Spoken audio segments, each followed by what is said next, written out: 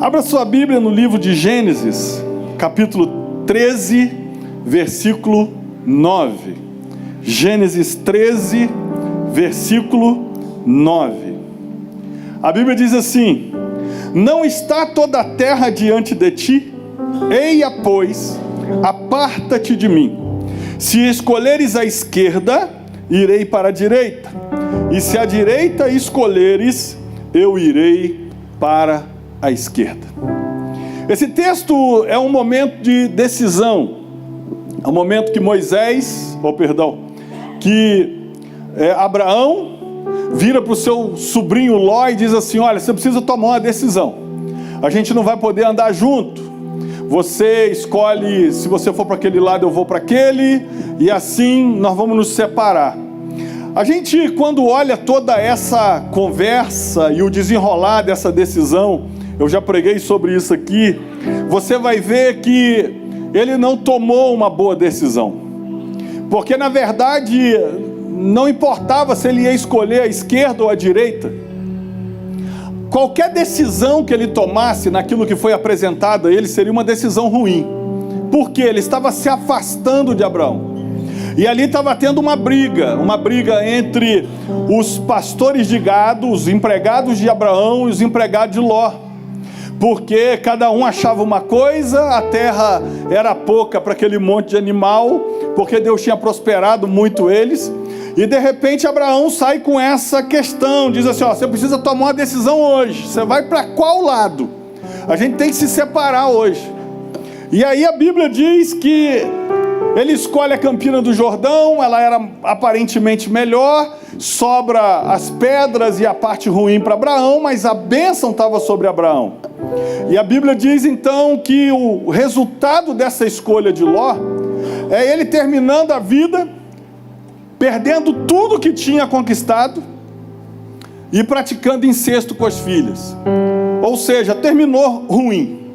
Porque embora essa decisão ele precisou tomar, porque Abraão fez isso, a melhor decisão que ele podia ter tomado é dizer: não vou me afastar de você, e se os nossos empregados estão brigando, coloque os seus empregados como chefe do meu, porque ele tinha que ter entendido que ele cresceu e prosperou, tendo ao lado dele a bênção que estava sobre Abraão. Então o que eu quero te mostrar essa noite, eu quero te propor 5 decisões que são importantes para a sua vida, e que a gente precisa tomá-la, precisa fazer essas decisões valerem na nossa vida, para que a gente possa avançar e conquistar o que Deus tem para nós. Então a primeira decisão está no livro de Eclesiastes 9, versículo 10. Só falta tirar esse chiado do final, o resto está legal. Eclesiastes 9, versículo 10. A Bíblia diz assim: tudo quanto te vier à mão para fazer, faze-o conforme as tuas forças. Porque na sepultura, para onde tu vais, dá bom dia para a pessoa que está do seu lado. Fala só, você vai viver muito, viu? Fala assim, isso aqui é só ensinamento. Mas fala com ele, você vai para lá também. Mas vai demorar. Então vamos lá, ó. Porque na sepultura, para onde tu vais, não há obra, nem indústria, nem ciência, nem sabedoria alguma. Esse versículo aqui é algo que nós precisamos pensar sobre ele. Olha só, vou ler de novo. Tudo quanto te vier à mão para fazer, faze-o conforme as tuas forças. Porque na sepultura, para onde tu vais, não há obra, nem indústria, nem ciência, nem sabedoria alguma. Esse texto aqui é um alerta. Ele não está ameaçando que nós vamos morrer. Ele está nos lembrando que nós vamos morrer. O problema é que a gente vive a vida. Esses dias eu fiz um sepultamento, uma pessoa que estava dirigindo, simplesmente estava indo para o trabalho, estava chegando da região dos lagos, indo para o trabalho, teve um infarto fulminante e morreu. simplesmente morreu dirigindo. Ainda bem que ele já estava devagarzinho, porque ele já estava entrando dentro da cidade, e aí bateu em 2 carros e morreu, mas bateu devagarzinho, só deu uma amassadinha, e simplesmente teve um infarto fulminante. A pessoa tinha planos, tinha projetos, tinha um monte de coisa, alguns deles eu conhecia, os projetos, mas ninguém sai de casa pensando assim, hoje é o último dia. Aliás, geralmente quando a gente pensa que é o último dia, não é. Já viu? Você já teve aquela sensação que você ia morrer? Alguém já teve essa sensação? Eu já tive também. Você acorda de manhã, aí você trata até melhor o seu marido, você trata até melhor a sua esposa. Tem 255 anos que não fala que te ama. Aí quando fala que ama, a pessoa até assusta. Ué, você está sozinho? Tem alguma coisa aí em você? Né? Aí dá um beijo no filho, o filho fala, ué, eu vou ter que trabalhar hoje, vou ter que fazer alguma coisa, né? Então aquele dia assim que a gente acorda com uma sensação ruim, uma sensação que vai morrer, mas é interessante, esse dia dificilmente vai acontecer isso, mas a gente vive a vida como se nada fosse acontecer, a gente briga com os outros como se nada fosse acontecer, a gente perde oportunidades de estar em família como se a gente fosse ter 200 milhões de chance de estar, e mal sabendo que o texto está fazendo uma reflexão com a gente, dizendo assim, olha, a gente tem que fazer o que a gente pode fazer agora, porque para o lugar para onde todo mundo vai, não tem trabalho, não tem indústria, não tem ciência, não tem sabedoria, não tem sonho, não tem mais nada, acabou. E a primeira decisão que a gente precisa parar e pensar nessa manhã é sobre isso aqui: decida não desperdiçar a sua vida. Ele está dizendo assim, cara, gaste a sua vida direito. Por quê? Porque uma hora ela vai acabar, uma hora ela vai passar. E aí, muitas vezes a gente pensa, olha o que eu poderia ter feito, olha o que eu poderia ter aproveitado. Eu me lembro, né, hoje, Mateuzinho está aí com 28 anos, caminhando para 57, mas está caminhando, não quer dizer que está perto. E aí, o que acontece? Eu lembro quando o Mateuzinho era criança, a gente brincava muito, a gente já quebrou cama junto, ele foi dar um pulo lá, deu um pulo mal dado, pronto, quebrou a cama, a Raquel gritou da sala, o que foi? Falei, nada, né? E aí a gente deu um jeito de arrumar a cama lá, e tinha hora que machucava, né? Mateus pequeno, a gente brincando, brincadeira, né? E aí machucava, ele começava a querer chorar, falou assim, ó, para de chorar, senão a mãe vai mandar a gente parar de brincar. Ele engolia o choro, e aí a brincadeira continuava. Teve um dia que o meu telefone tocou, aí quando eu fui atender, eu estava de costas assim, a cama, né? Estava aqui, cabeceira lá, estava de costas assim, aí o Mateus estava lá. De repente eu resolvo levantar e falar andando, Mateus passa direto e pau na parede, porque eu não vi, estava de costas, ele veio correndo para pular em cima de mim. Então assim, a gente já teve todo tipo de brincadeira, a historinha durava 2 horas, né? Aí ele aqui, deixa eu mudar agora as conversas, mas aí o que acontece? Mateuzinho, a gente ia contar a historinha, né? A minha historinha levava quase a eternidade toda, porque eu inventava, né? A gente ia botar ele para dormir, inventava historinha, ficava contando historinha, e não sei o que, bababá. Então assim, sempre brincando muito, indo pro parquinho, não sei o que, dentro dos horários que eu podia, lógico, né? E tal, e aí eu lembro quando ele foi estudar nos Estados Unidos, né? Ele tinha 18 anos, e aí tinha lá uma mesinha que a gente usava, onde ficava a TV, que a gente jogava videogame, e aí quando a gente ia ver filme também, e queria ver filme deitado, eu não tenho TV no quarto até hoje, aí eu puxava aquilo e botava lá para ver filme. E aí quando, um dia desses, o Mateus já tinha ido para os Estados Unidos estudar, e aí quando eu fui pegar, e entrei no quarto dele, não tinha ninguém, né? Então eu não tive a síndrome do ninho vazio quando ele casou, porque eu já tive antes, né? Quando ele foi estudar 2 anos nos Estados Unidos.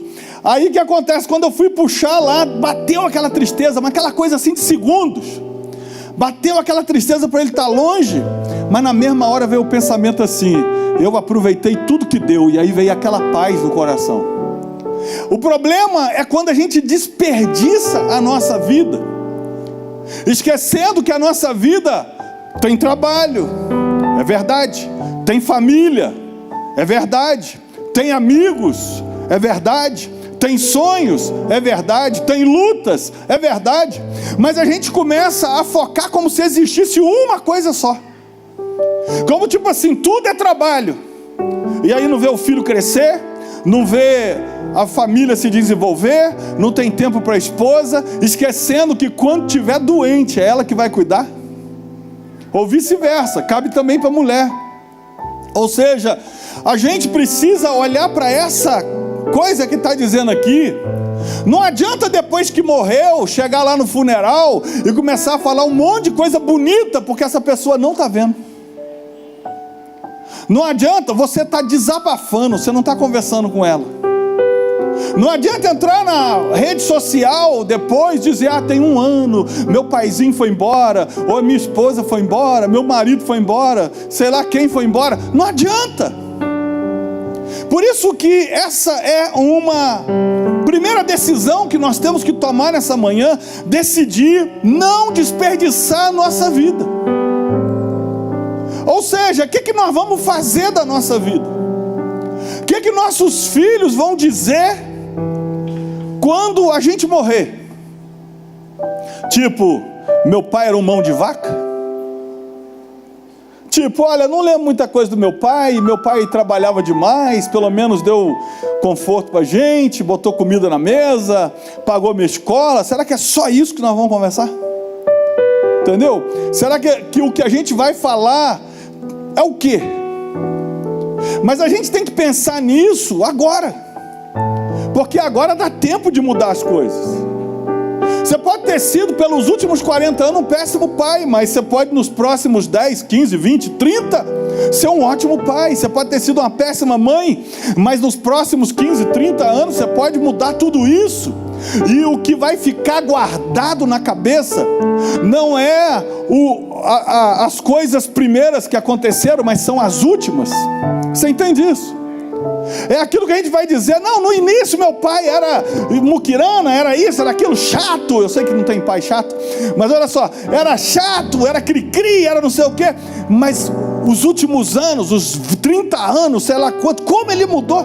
Gente, a gente vai ser conhecido pelo final e não pelo início. Você entende isso? O início não tem como mudar, mas o final é possível mudar hoje, porque a gente não sabe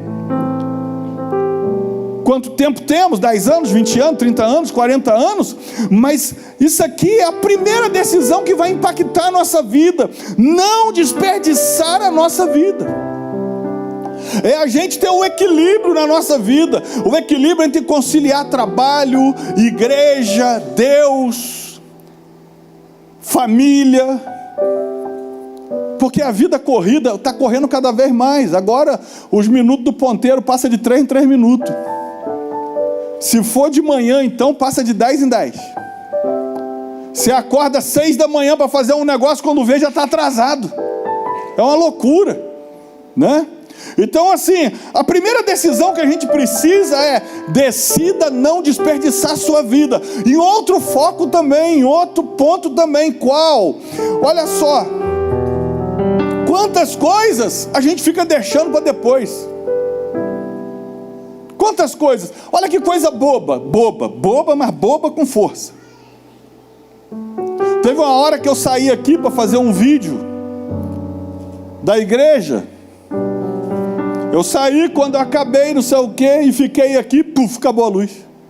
Quem ia dizer que ia acabar a luz? E já deixo aí os voluntários preparados, que se acabar a luz de novo, vão ligar o gerador de uma vez, para acabar a última vez. Mas você entendeu? Mas a vida é assim.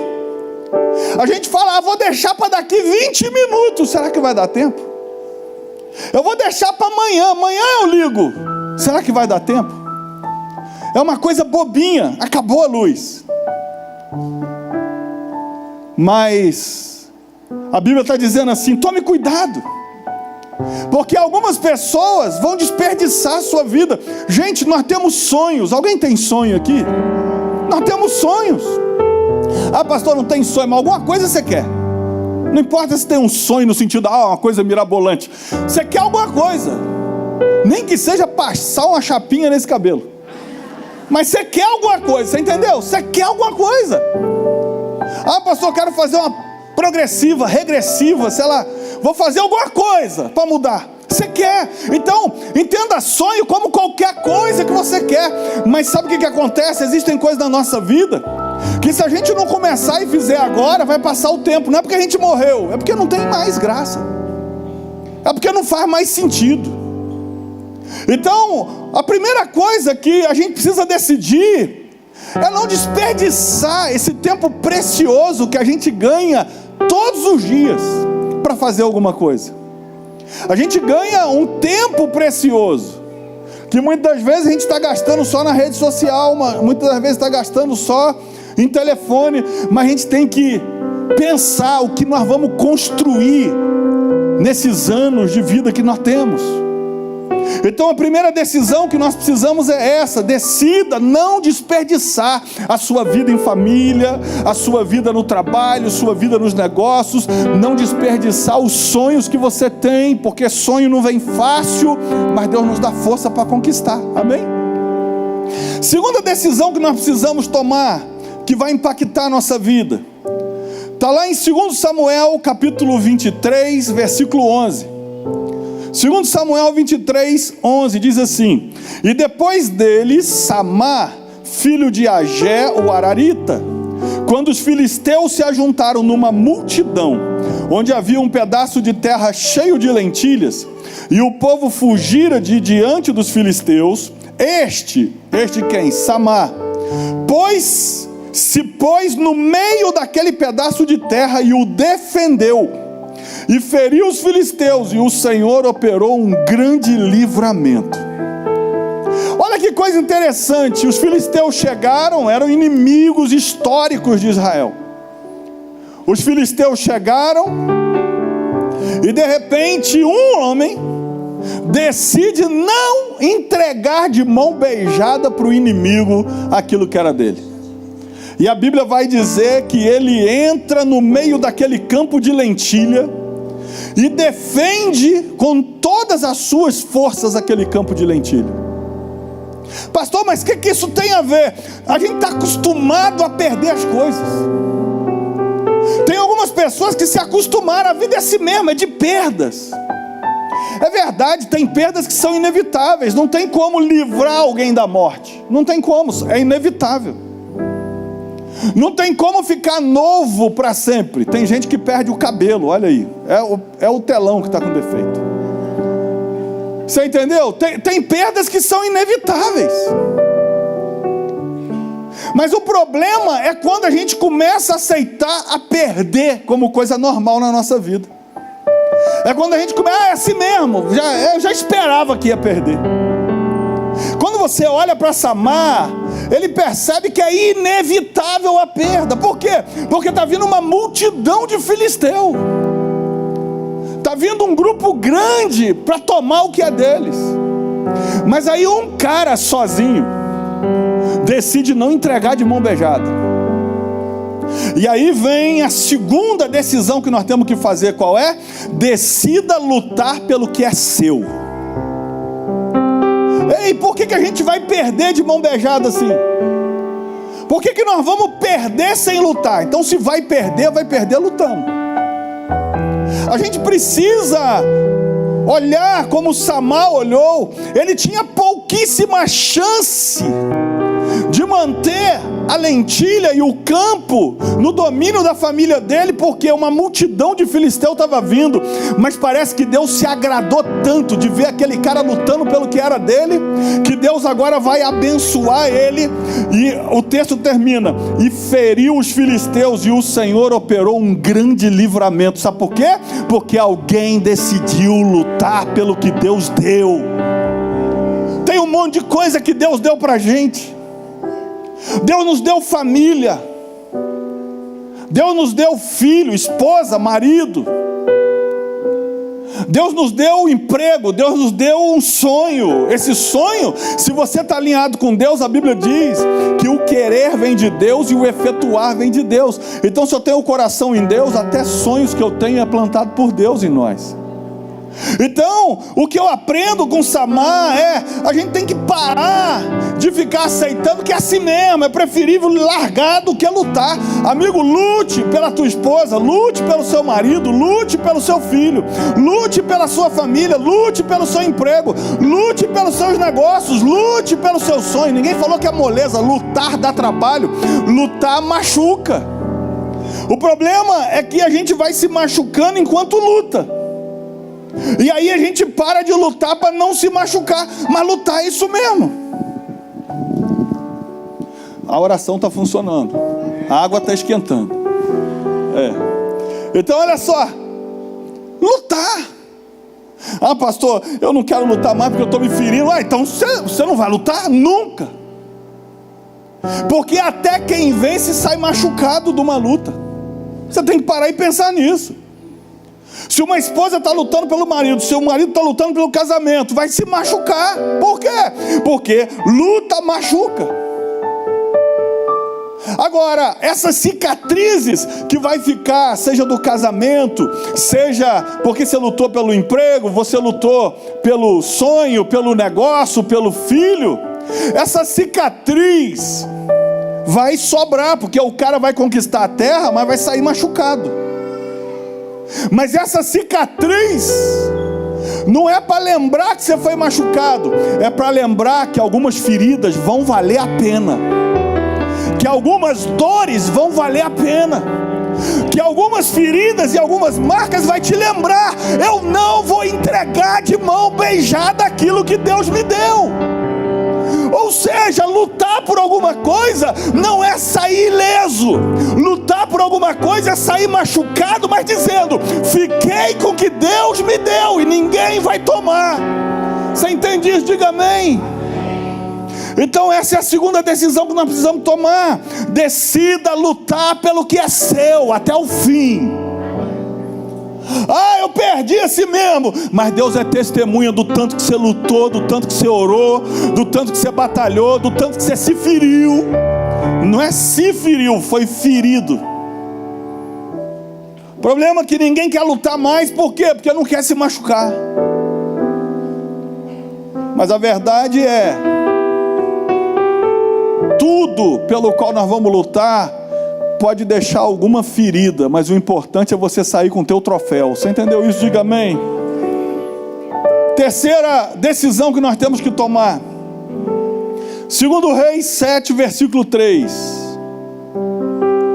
E 4 homens leprosos estavam à entrada da porta, os quais disseram uns aos outros: para que estaremos nós aqui até morrermos?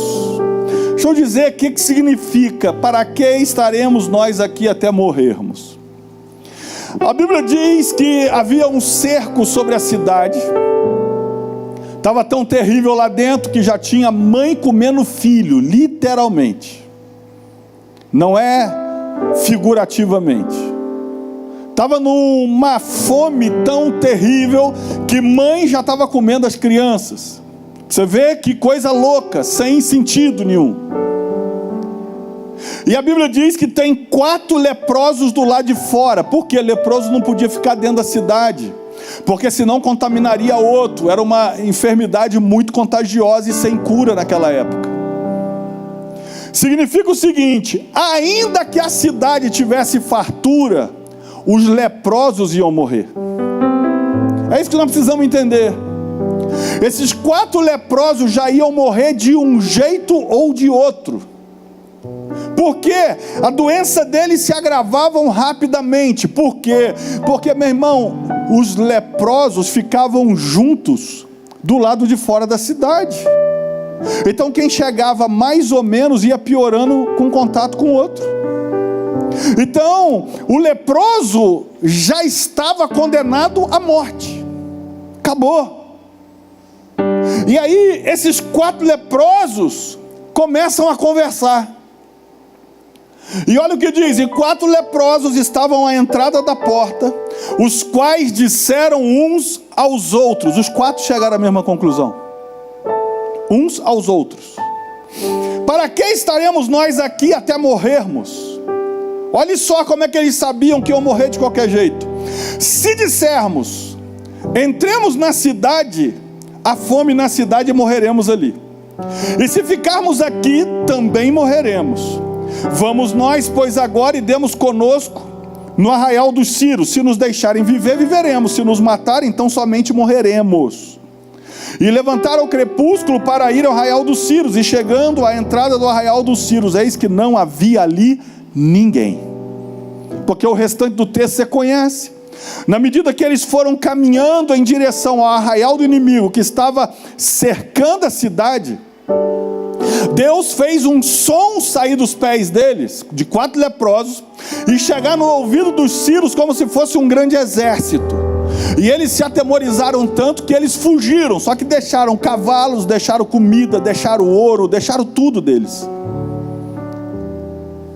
E a Bíblia diz que esses 4 leprosos é quem vai colocar os inimigos para fugir, porque Deus estava trabalhando através deles. Aí aonde que eu quero chegar? Eu quero chegar ao seguinte: esses 4 leprosos não tinham expectativa de mudança de vida, porque a doença era real, não tinha cura, e o fim já estava pré-determinado, vai morrer. Tanto é que eles vão conversar: se a gente ficar aqui nós vamos morrer. E não é só por causa da fome, é porque eles já iam morrer. Se nós entrarmos na cidade, tem fome dentro da cidade, nós vamos morrer. Se nós formos para o arraial do inimigo, nós vamos morrer. Sabe o que acontece? Olha que desgraça. A única coisa certa na vida deles é: nós vamos morrer. Ou vai morrer dentro, ou vai morrer fora, ou vai morrer longe. Eles só tinham que escolher: vai morrer como? Só que, apesar da sentença de morte em qualquer situação, eles decidiram fazer alguma coisa. Eles não tinham o que fazer, mas decidiram fazer alguma coisa. Eles não tinham como mudar o futuro deles, mas eles resolveram fazer alguma coisa. E porque eles resolveram fazer alguma coisa, mudou o futuro da cidade. Onde que eu quero chegar? A terceira decisão que a gente precisa tomar: decida não ficar parado. Meu irmão, deixa eu te dizer, parado você não chega a lugar nenhum. Se a gente ficar parado, nada acontece. A Bíblia diz que o povo de Israel estava lá do outro lado do mar vermelho, e Deus fala assim: por que clamas a mim? Diga ao povo que marche. Deus só vai fazer alguma coisa depois que eles param de ficar esperando. Tem hora que nós precisamos entender o seguinte: parado, Deus não vai fazer nada na nossa vida. Enquanto a gente ficar parado, nada vai acontecer, nada vai mudar. E sabe o que é impressionante? Esses 4 leprosos, enquanto estavam parados, não mudou a vida deles nem de ninguém. Mas a partir do momento que entrou em movimento, Deus usou o movimento deles para salvar toda a nação. Sabe, o grande problema é se a gente fica esperando pelos outros. É mais ou menos aquele homem que estava lá no tanque de Betesda, esperando o movimento das águas. Ele era paralítico, não tinha como se jogar na água. Então quando Jesus chega perto dele e fala assim: olha, você quer ser curado? Ele vai dizer: eu não tenho ninguém que me ajude a me jogar na água enquanto a água é mexida. Sabe por quê? Ele não consegue dar a resposta certa para Jesus, porque ele está sempre esperando nos outros. A gente tem que esperar em Deus, irmão. Aqueles que esperam no Senhor renovarão as suas forças. Aqueles que esperam no Senhor subirão como asas de águias. Aqueles que esperam no Senhor vai correr sem se cansar, vai caminhar sem fadigar. Se você esperar no homem, você vai ser frustrado. Mas se você esperar em Deus, de onde nos virá o socorro? Nosso socorro vem do Senhor que fez os céus e a terra. Esse Senhor que não dorme, esse Senhor que dá aos seus amados enquanto os seus amados dormem. Então eu não sei se você está parado esperando alguma coisa, mas aquele ditado tem que entrar em ação. Qual que é o ditado que seu avô falava? Enquanto assovia, chupa a cana. Já tentou assoviar e chupar cana? Cama fica pior, né? Mas cana se vira. Meu avô falava isso. Não, aí eu só estou passando. Inclusive, no grupo da família, botaram lá aquela foto dos vovozinhos, falando que era o dia do avô. Eu falei assim, os avôs agora são mais modernos, troca essa foto aí. Entendeu? Mas o que acontece? Problema nosso, irmão, que é engraçado. A gente quer, mas não faz nada para conquistar. Pastor, estou orando, e Deus está esperando você andar. Pastor, estou clamando a Deus. A gente está aí 12 semanas de clamor a Deus pela nossa vitória, mas enquanto ora, caminha. Enquanto ora, luta. Enquanto ora, tenta. Enquanto ora, faz as ligações. Enquanto ora, faz os pedidos. Tem uma pessoa que eu conheço. Eu devo conhecer essa pessoa há pelo menos há uns 16 anos, no mínimo. E lá atrás eu falava com essa pessoa: por que você não pede o seu patrão para te promover? Porque o patrão gosta do cara. Não, estou orando, pastor, Deus vai tocar nele. 2 anos depois, por que você não fala para o teu patrão que você quer ser promovido para essa área de venda? Que ele era da área da entrega. Você vende na hora que entrega, então tem que oficializar esse negócio. Não, pastor, estou orando, na hora certa, 16 anos se passaram, ainda está orando. E não falou para o patrão. E talvez já podia ter sido promovido com 2 anos de oração, com 1 ano de oração. Fala com a pessoa que está do seu lado: para de ficar parado. Se você tivesse intimidade, eu ia falar assim: sua múmia. Mas não é para falar não, porque vai que você vai na revanche agora. Não, porque tem gente que parece uma múmia. O cara está lá, tô orando, e aí os caras estavam orando lá em Gênesis, e a Bíblia diz: por que está orando ainda? Vai caminhar. Aí eles começaram a caminhar, Deus abriu o mar. Aí está lá os caras pedindo: Senhor, os 10 leprosos, me cura. Ele falou: vai, se apresente ao sacerdote. A Bíblia diz: indo eles foram curados na hora do caminho. Tem milagre que não acontece parado, tem milagre que acontece no movimento. Você entende isso? Tem milagre que acontece quando a água se mexe. Então, meu irmão, nós temos que provocar o anjo a mexer na água. Você entende isso ou não? E nós estamos fazendo isso com 12 semanas de oração. Nós estamos falando: Senhor, mexe as águas, Senhor, move as águas. Mas nós temos que estar prontos para pular na água. Nós temos que ligar para ver se a porta já está aberta. Senhor, abre a porta, abre a porta, abre a porta. Aí depois de 10 anos vem um anjo e fala: Senhor, já está 10 anos aberta, você não foi lá conferir? Então a terceira decisão é: decida não ficar parado. Profeticamente empurra esse irmão aí, fala com ele assim: você vai ter que andar, amigo.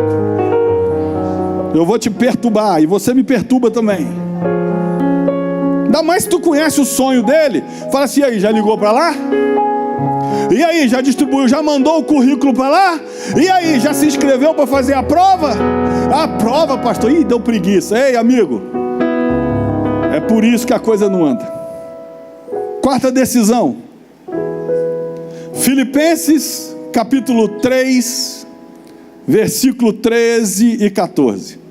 Filipenses 3, versículo 13 e 14. A Bíblia diz assim: irmãos, quanto a mim, não julgo que o haja alcançado, mas uma coisa faço, e é que, esquecendo-me das coisas que atrás ficam e avançando para que estão diante de mim, prossigo para o alvo, pelo prêmio da soberana vocação de Deus em Cristo Jesus. Sabe o que o apóstolo Paulo está dizendo? Esquecendo. Sabe o que eu faço? Esqueço-me das coisas que para trás ficaram, foco nas coisas que estão diante de mim, para prosseguir para o alvo. Pergunta para a pessoa que está do seu lado, qual que é o seu alvo para esse ano? Nós temos que ter um alvo. Nós temos que ter um objetivo. Paulo tinha um alvo. E aí ele está dizendo assim, a vida não é fácil para ninguém, mas se eu quero alcançar o meu alvo, eu preciso deixar algumas coisas para trás. Sabe qual é a quarta coisa que a gente precisa decidir hoje pela manhã? Decida olhar para frente. Pô, tem gente que está olhando para o passado ainda, pastor, lá em 1993... Pastor, lá em 1990... Ih, amigo, quem vive de passado é museu. A gente precisa olhar para frente. Ah, pastor, mas lá em 1990 eu tentei e não consegui. Olha para frente. A Bíblia está dizendo que tem coisa para a gente conseguir, vai ter que parar de olhar para trás. Vai ter que parar de ficar remoendo o passado. Vai ter que parar de dizer, aquela pessoa me feriu, aquela pessoa já está lá na frente, nem lembra que você existe mais, e aí a pessoa está assim, mas aquela pessoa fez isso comigo. Olha o que Paulo está dizendo, para de olhar para trás, olha para frente. Pastor, mas eu tentei, e eu não consegui, eu dei o meu melhor. Ei, para de olhar para trás e tenta de novo. A gente não pode abandonar os nossos alvos, nós não podemos abandonar aquilo que a gente quer, porque as coisas dão errado. Tem um monte de coisa que vai dar errado, tem um monte de coisa que não vai funcionar.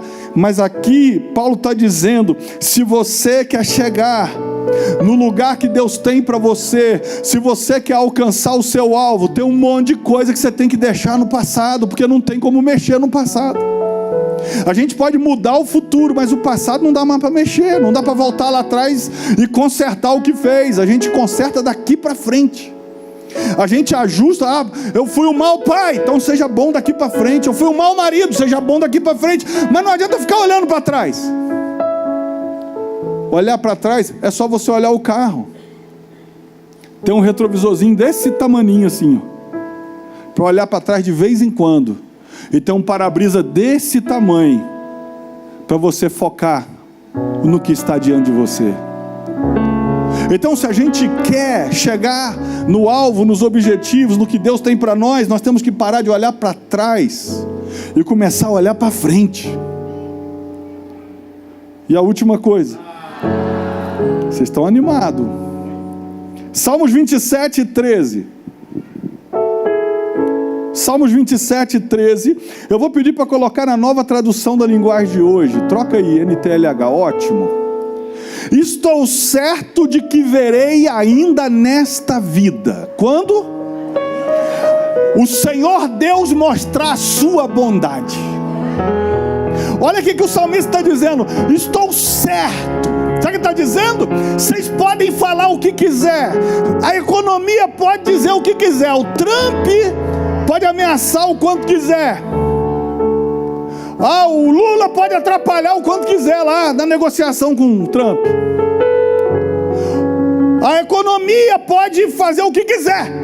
Eu tenho uma certeza: o Senhor Deus mostrará a sua bondade na vida daqueles que amam a Deus. Não interessa quem está tentando atrapalhar.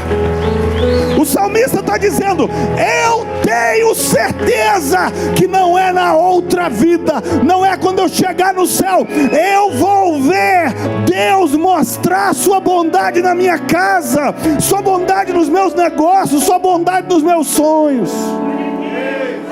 Você pensa que é um caso isolado? Olha o que o Salmo 118, versículo 17 diz. Pode botar na versão normal de vocês. Olha só o que o salmista vai dizer.